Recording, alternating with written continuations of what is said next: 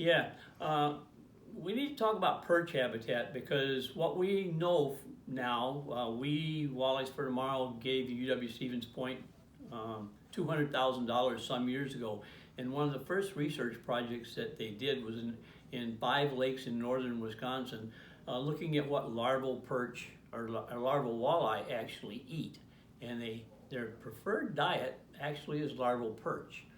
Perch typically spawn after walleyes do. Some people say they spawn under the ice, which is generally speaking not true.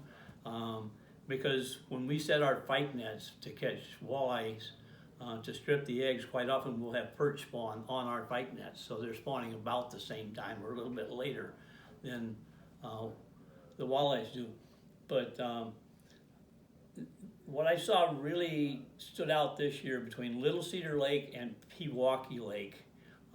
The eggs at Little Cedar that we stripped from the fish appeared to me to be quite small, smaller than I normally see.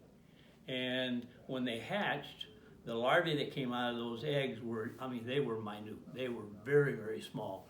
And Little Cedar is only 35 miles from Pewaukee. So one day I went from Little Cedar over to Pewaukee, and when I looked into our holding tanks in Pewaukee, I'm thinking, wow, these things are big compared to what I'm seeing over at Little Cedar. And the big difference is Pewaukee has a monstrous perch population, which means the female walleye, when they're producing their eggs, are getting a good nutrient source, unlike Little Cedar, which I mentioned in an earlier video. We had our nets in the water we had 7 nets in the water for 5 days and only caught 10 perch. So there's a shortage of forage base in Little Cedar versus Pewaukee. And just a pitch for the Pewaukee guys, we've been at Pewaukee Lake now for 9 years. When we started, Ben, the biologist down there, figured the walleye population was 0.17 walleyes per acre. Now, he did a 5-year survey last year, and we're up to 17 walleyes per acre in Pewaukee Lake. This year, they averaged 70 walleyes in every one of their nets that they set, attempting to strip to get eggs and milk to fertilize their eggs. They put over 6 million eggs in their hatchery in 3 days. So it's a pitch.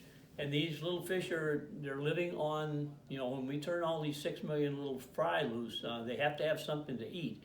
And because of the fact that they have a very, very robust perch population in that lake, our hatchery operation down there is working very, very well. So our pitch is we need to focus on perch spawning habitat, which means sunken trees in most instances in lakes in Wisconsin.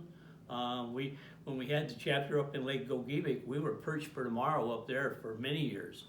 Those guys every winter would go out and drill or cut holes in the ice with a sled saw and sink whole evergreen trees for the perch up there to spawn on. And that's another whole dynamic that we could talk about the walleye forage-based dynamic in that lake as well.